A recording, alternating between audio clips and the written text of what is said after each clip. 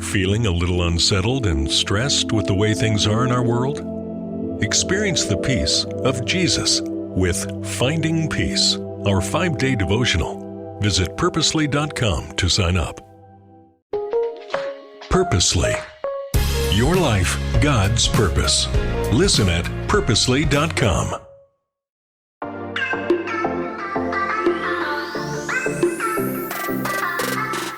Hello, everyone, and welcome to the Gospel Tech Podcast. My name is Nathan Sutherland, and this podcast is dedicated to helping families love God and use tech. Today, we are continuing our social media conversation, and we are moving right on to part 5, episode 294, talking about making friends online. We're going to just acknowledge you can be a great friend online, but there's 3 questions we need to answer. So we'll talk through those 3 questions. Then there's just like questions I get a lot when talking about friendship online, like, okay, how do I make a real world friend? Or how do I get an online friend to be a real world friend in a safe way? And then the last one would be like, how many friends do I need? So we'll put all those together. There's certainly more we could talk about, but this is a primer on the conversation for talking to our kids about friends and how can we as adults think about our children having friends, because so much of the internet and so much of social media is about knowing as many people as possible and being involved with as many people as possible, and that's not friendship. So let's put actually, I want to do as an aside, before I even jump into these 3 questions to ask about friendship, like think about when we talk about friendship, what comes to mind a lot. Generally, it's people that like me, people that give me value, and according to the internet, like people that make you important. So if I have lots of followers, it's like I have lots of friends. But that's actually not what a friend is. Like a friend has 3 primary pieces. This is where the 3 questions are. A friend needs to be someone who is of equal value to you. You cannot be a friend with a tyrant or with a ruler. They're your ruler and you could serve them well. You can be an excellent citizen, but you're not friends with the president just because that's the president of the United States. Like there are rights a president has that you do not have as a common citizen, but you do have protected rights. And that's a very important relationship. It's not a friendship. You're not equals. So what is a friend? It's someone who has equal value to you. That means this person respects you. You cannot be a friend with someone who does not respect you. This is important because it is common in young relationships, specifically relationships with between young people, for them to have someone they admire and then become that person's friend and unilaterally be a friend. I'm going to be a friend for you. I'm going to look out for your best. I'm going to care for you. I'm going to be kind to you. I'm going to make sure that you are known and loved. And it is not reciprocated. That then is not a friendship. You can still be a friend to someone who doesn't like you, but that's not a friendship. Like when we talk about friendship, we have 2 individuals who are equal and they're both committed to this relationship in terms of getting to know one another and valuing each other as equals. Similarly, you cannot be friends with someone that you believe is lower than you. So there's the one side of like, this is my hero. I look up to this individual. I'm going to go follow this person around. Might be a role model, but not a friend, not an equal where you can give and take ideas and you give and take feedback and you grow together on this journey of life. Similarly, you can't be friends with someone that is beneath you. If you believe you're better than this person, like at best you have a sycophant on your hands and this person is just like your little mini-me and they follow you around and they do what you and you love the praise and adulation of this group. This would be Gaston and LeFou from Beauty and the Beast. Yes, you have one person who's subservient to another. And if you're the person in the power position of that relationship, like that's not your friend. And you know that because you don't prioritize them and they're a little annoying, but they're nice to have around because they do what you say. Like they're not an employee, they're hangers-on. That's not a friendship. You want to make sure when we think about friendships for our kids, ask, is our child the hanger-on? Like, are we just on this person's coattails and trying to be close to him? And sometimes that's fine because it's a kind enough person. They're a good role model. And if our kid can just be in the same atmosphere as them, like, we're fine. All right. But not a friend. We shouldn't expect our child to make that a friendship when that's not a fair relationship. And we shouldn't expect that of the other person for them to see our child as an equal when clearly that's not how the relationship is set up. So that's the first piece. If we're going to have a friend, is this person an equal? Do they respect me? Do they value me in equal value to themselves on an even playing field? And sometimes age plays a factor and sometimes ability plays a factor. It's like, it is hard for, a 17-year-old to befriend a 12-year-old that isn't, like a younger sibling. Those are unlikely, not impossible. There are some times where that would just be unsafe because that 11 or 12-year-old is not going to be able to have discernment in all scenarios. So I'm not suggesting that. I'm saying sometimes it can happen, especially in families within cousins or something. We have amazing older cousins, and so that's a blessing where they are legitimate friends. They value and they give time and they give attention, and they are amazing at that. So super cool. And not our expectation. Oftentimes there is a range band that is going to be normal or typical. So that's our first piece. The second question, though, that we need to ask with friends is this person a priority?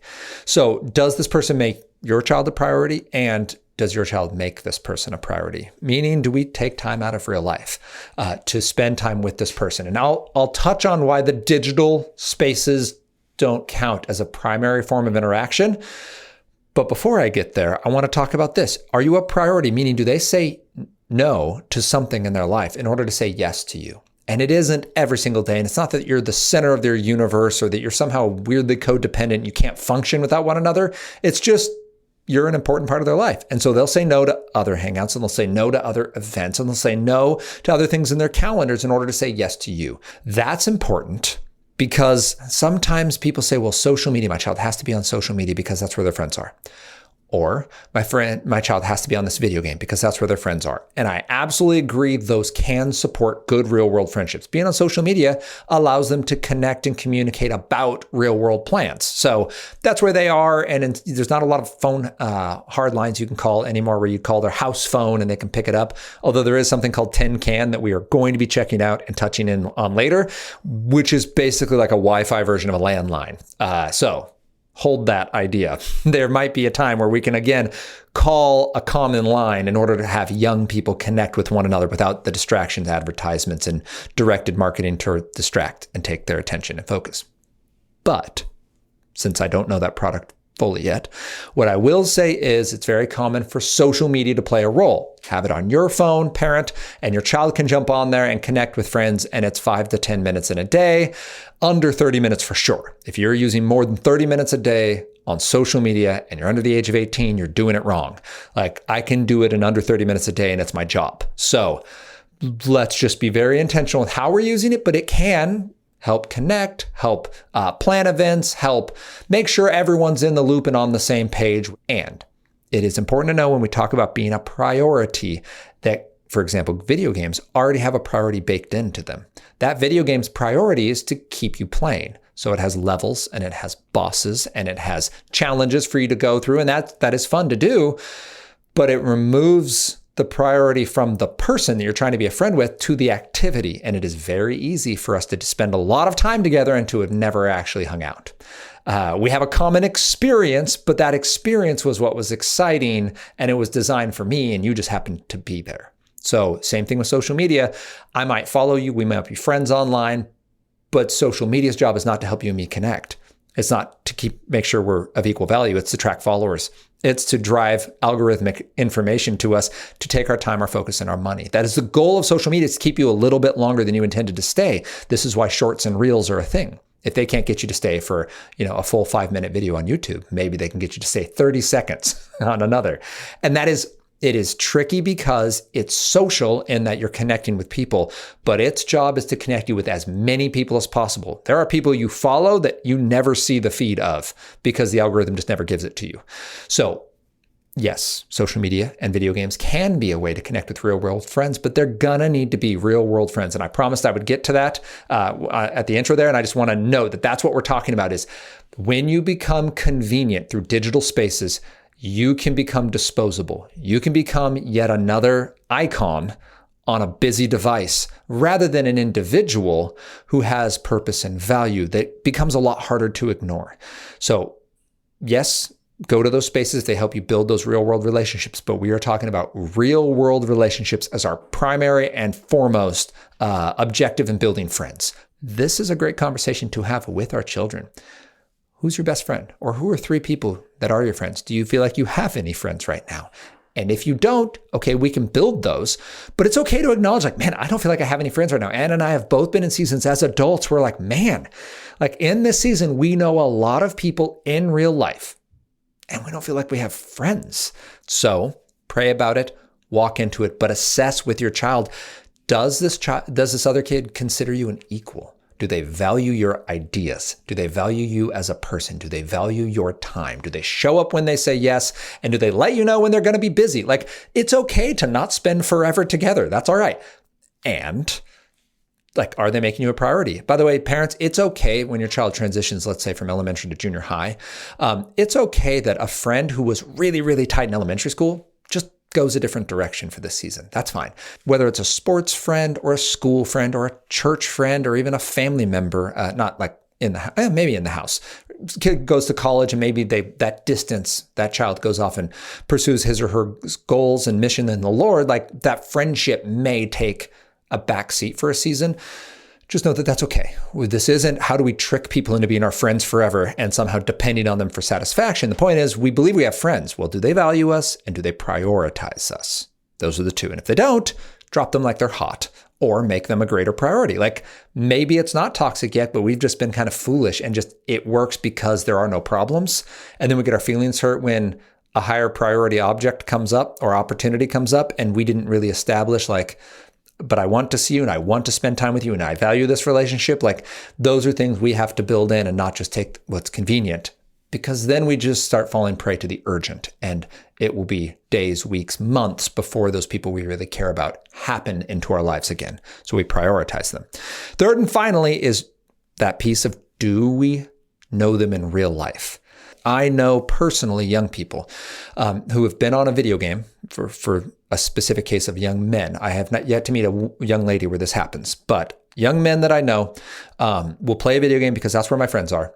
And then they will have something in real life that comes up. One young man just simply wanted to play a different game. Hey, can we go play this other game? Another young man had a life crisis where life got hard from him. Another young man started to deal with personal issues and was like, man, I just don't think I can be in this space and be okay.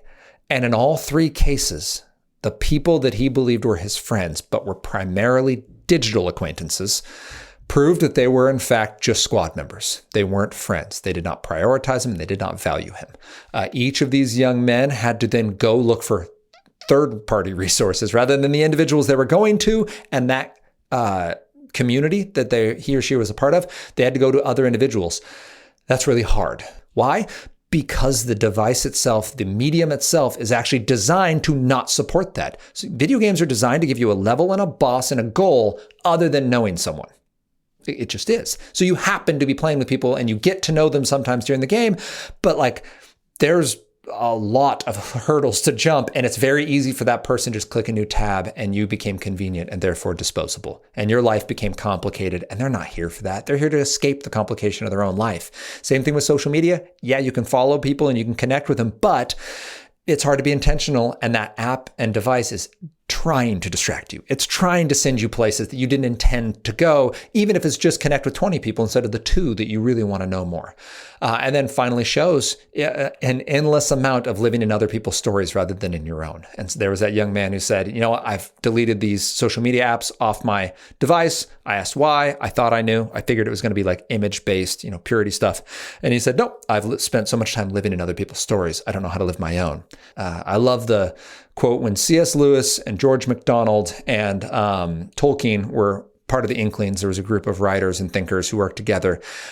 One of their friends passed, and Lewis made the note that we didn't just lose that individual, we lost the part of each individual in this group that only that person can bring out. And that is a real world. We know each other. We work in real time. We're embodied. We're synchronous. Like the reactions are coming as the comments are coming. Like that relationship is something only a real world friendship can build up. So we want to remember that we are building real world relationships because we get to prioritize the person. And that is what's important.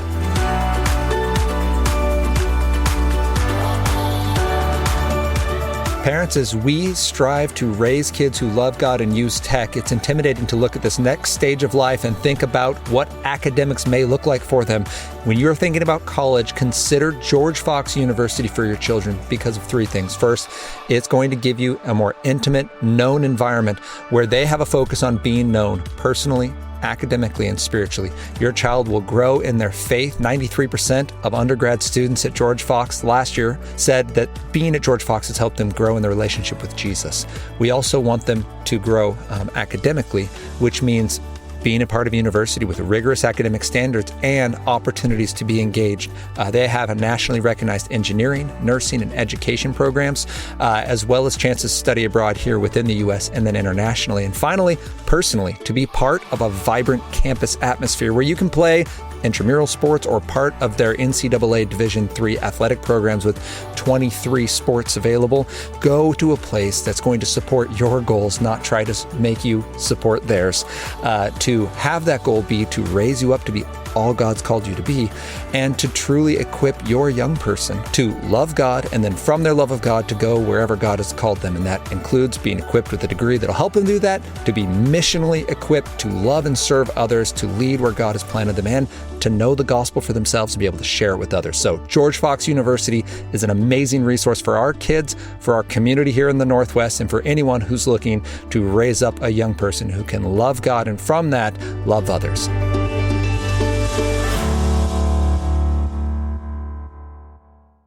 So then on that point, how do we make a real world friend? How does that happen? And the answer is we find someone with a common interest. Actually, 3 points. We're going to find someone with a common interest. We're going to invite them into our life. And then we're going to keep the person the point. And by that, I mean this. Find someone to connect with. This could be someone on a common interest, a sport, just a personality you click with. You're going to find that individual and go, this person's interesting to me. I want to hang out with them more. That's all you need to start. Then you're going to say, let's hang out. Would you come over? And it's okay if you do the front driveway. I've mentioned before, neighbor kid, right, is intentionally showing up on our doorstep. I mean, every day for multiple weeks in a row at 2 p.m. This kid's being intentional. So, all right, let's be a friend to him. Does he have to be our best friend ever? No. But can we show up and play and value him? Yeah, we can. So we show up outside and spend time with him. First thing is he found someone that he wanted to hang out with, and we do the same thing. Second thing is we invite them. It could be front of the driveway. It could be at a common, what would you call it? A neutral site, like a park. It could be in the house, backyard, trampoline, like whatever your comfort level is and whatever your child is responsible enough to be able to handle, especially when you're dealing with houses that have older kids, digital devices, and video games. You want to make sure you have some answers to that before you send your child over there. And the way you get those answers is you say, hey, what's your guys' policy with tech in the home? And they may stare at you like a cow looking at a new gate, and that's okay. Your job in this scenario, it's okay that you're asking them what their parenting policy is, both because you're curious, it's a way to get to know them, and because your child is involved here. Their feelings are not your priority at this point. You don't have to be judgmental. You don't have to be like, I'd never do it that way. But you can ask, how do you do it? And then you can say, thank you for letting me know. We don't currently let our children watch those shows or play those games or be on those devices or whatever. Let's keep the playtimes outside right now. We would love to spend more time with you. It's okay to say that because it's true. You don't let your kid use those things and don't want them using them without your supervision. And you've determined it's not a safe environment for your child to be, but you still want to hang out. So driveways and parks are going to be the answer for the next little bit. That's okay. And if they decide, no, that was really judgmental of you and I just can't do this, good thing you know now, because it was only going to get harder in 6 weeks or 6 months when you try to move this relationship forward. And holy moly, you've got entirely different rules on what safety looks like in digital spaces. So just work it out early on. It is uncomfortable. It's much worse with family over the holidays. We'll talk about that in a few months. But it is important. Do your job as a parent and take the step. There's a really good chance that the parents of the kids you want to be friends with are wanting to ask the same questions and feel equally awkward about bringing it up. So not saying it's easy. I've done it myself. And even though this is my living, it still is something I wish I didn't have to ask about because I just want everyone to get along and like me. But that's not my job. So we will ask the question, we will make time to hang out with them, with someone who is interesting to us, and we'll keep the person the point. And I wanted to bring this one up because I mentioned already social media, video games, and streaming services have a different goal. They want to keep your time, focus, and money. They want to keep your eyes on the screen. They want to keep you in the game. They want to keep you on social media. They want to keep you watching that show. And it can quickly become, this is something we do together, to this is something I do and you happen to be there. The person is the point then. I'm hanging out with this person. We happen to play a video game or watch a show or a movie. And then we go back out and we hang out with one another, share a common experience, share your own personal feelings, thoughts, and processes, grow together in the Lord. Certainly, as you journey towards Jesus and become more like him, that friendship will be a very sweet part of that. And I can speak from personal experience. I had the blessing of going to a Christian school growing up, and the blessing of in that Christian school being given people who wanted to be known and wanted to invest both in their spiritual walk and in each other. And it was really, really cool. I pray for that for my kids. I pray that for your kids. It is not common. I had all my siblings, all 4 of my sisters went there. Not everyone had that experience, and certainly not consistently from year to year. There were good seasons, and then someone would move, and it got to a little dry season. That happens. But the prayer is you have a friend to go through this with. And I have seen it from youth to adulthood where it's not perfect, but yeah, when that person hits a hard season in their health, in their family, in their marriage, something traumatic happens with their job or with a hope or dream they had. Or in my case, you just enter your early 40s and go, this is different. You have someone you've known since your early teens. And that is a different kind of friend than someone that I've made in the last 6 months. I would add to this that consistency pays dividends. So when we're thinking about find someone you connect with, invite them over, keep the person the point, consistency does matter. Not every day, probably not even every week, but a consistent rhythm of at least asking, hey, you want to hang out? Hey, can we spend some time together? Hey, we're going to this activity. You want to come with us? Which brings me to how many friends are enough? And the short answer is 1. You only need 1 friend. Thinking of that like David and Jonathan, there is a bond that is made between friends where you can drive each other closer to the Lord. You can share real world conflict. You don't have to be all up in each other's business all the time. But when push comes to shove and life gets tough, you know this person is going to show up because they care about you. They want to pray for you. They want to carry that burden with you. They want to ask you hard questions and point you back to Jesus, even if they don't have answers. That is a friend, and it is a beautiful kind of borrowed sibling. It can be very, very cool. So you need 1. Aim for 3. And by a good friend, I mean someone you're going to see probably each month. You're going to intentionally invite probably twice a month because they're going to say no at least once. And the idea for our kids is someone that you are going to grow to know well enough that they have such rapport and such trust that you're going to allow your child intentional play with this individual that is effectively unsupervised by adults. Not every single time, but they can play in the driveway without you having to stare at them the whole time. They can go to the park 10 minutes before you together. Your child can go to this child's house and know that this child is loved and cared for in a meaningful and intentional way. That is really important. It's a high bar. It is not something to simply assume about anyone, but it is the goal. The goal is I know you well enough that I'm willing to allow you to be a meaningful part of my child's life when I'm not there to manage it and, what would you call it? Shape it to the way I think it should go. It does have a risk. No, not everyone's going to understand this. No, not everyone should be told up front that this is your goal. Don't do that to them. Don't meet someone and be like, we need to be intentional friends so that our kids can play independently. And I have a timeline. Have a plan. Know if this is a good fit and just see where it goes. Pray into that. It's possible that child is there for you to befriend, and because he or she needs a friend, it's possible that they're going to have the opportunity to serve and love you well. But at the end of the day, you don't tell them that up front. It's just too much emotional energy for them to carry. That's a lot. I'm here in order to win the running for your new best friend. I don't think I can do this. It feels like I'm trying out for a emotional support animal. But you need 1 friend, up to 3. Someone who values you as an equal, who prioritizes you, and who remembers to keep the person the point.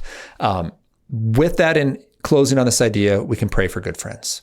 It's okay for someone who seems like they should be a great friend and it just doesn't work out. It's okay to just know each other and be in the same environmental relational sphere, I guess is what I would call that. It's okay to have seasonal friends. This is a friend through school. This was a friend through a sport. They're wonderful, but just know that if you want them to be a friend beyond that, you have to hang out with them outside of those scenarios, and that video games and social media and shows can be a really cool touch point or common interest, but it can't become the thing. The person has to remain the point. Yeah, we're going to end with that. There's more things I could say, but that's a lot. My hope for you in this conversation is that you feel encouraged to be able to talk about friendship with your children, about how to be a good friend, about how Jesus is our friend. He tells his disciples that I no longer call you servants, but I call you friends, because friends know their master's business. Or a servant doesn't know the master's business, is the way that's put, but they're equals now. And we're told in Romans that we're not just children of God, we're co-heirs with Christ. Like, we have an equal standing before the Lord because of Jesus's righteousness. Like, that's what we're doing to others. We're not loving them because they're lovable. We're loving them because they have value. And we want to love them well and do that in friendship, not because they're convenient for us or because they serve us well, but because they have value and they're a person to be known and God's given them to us. So my prayer is you can talk that out with your kid, recognize some bad friendships and bad dating relationships. By the way, you should definitely be able to be a friend with the person you're dating. So the whole equal value thing, great talking point. Is this person being a good friend to you right now? Doesn't mean the relationship won't work out. It means it's not headed a good direction if the answer to that is not an obvious yes. And then talk about the 1 to 3 friends your child could pursue in real life. As young as 3 and 5, you can be inviting people over and playing together and building that common bond, because that, at the end of the day, I should have said this earlier, at the end of the day, it is the common shared experiences that are going to build the value and trust that are going to allow for the sharing that makes it a true friendship. So it is that real in-person time, not the we had activities or interests together, but like, we know each other, we've invested time and effort into one another. That means that we can share life together, ask hard questions, pray together and know Jesus and see each other grow personally, emotionally, relationally, spiritually as we become more like Jesus. So that's why the real world matters so much. All right. If you have any questions, you can reach out to me, Nathan@gospeltech.net. And you can check out more of these resources at purposely.com. We've partnered with Krista Media to be part of the Purposely Podcast Network, and that's where you may be hearing this through. So thank you for supporting them and listening to the other podcasts as well. If you like this ministry, would you consider supporting us financially? Go to gospeltech.net/donate. We're a 501c3 nonprofit who is supported by donors. 85% of our annual budget comes from donors.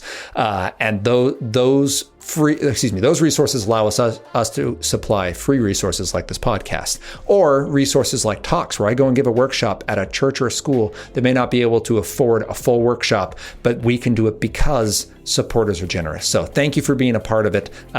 You can find us on social media, YouTube, Instagram, Facebook at Love God Use Tech. Sometimes you just got to check it because those feeds don't always give you the info that you've subscribed to. And then you can join us next week as we continue this conversation about how we can love God and use tech.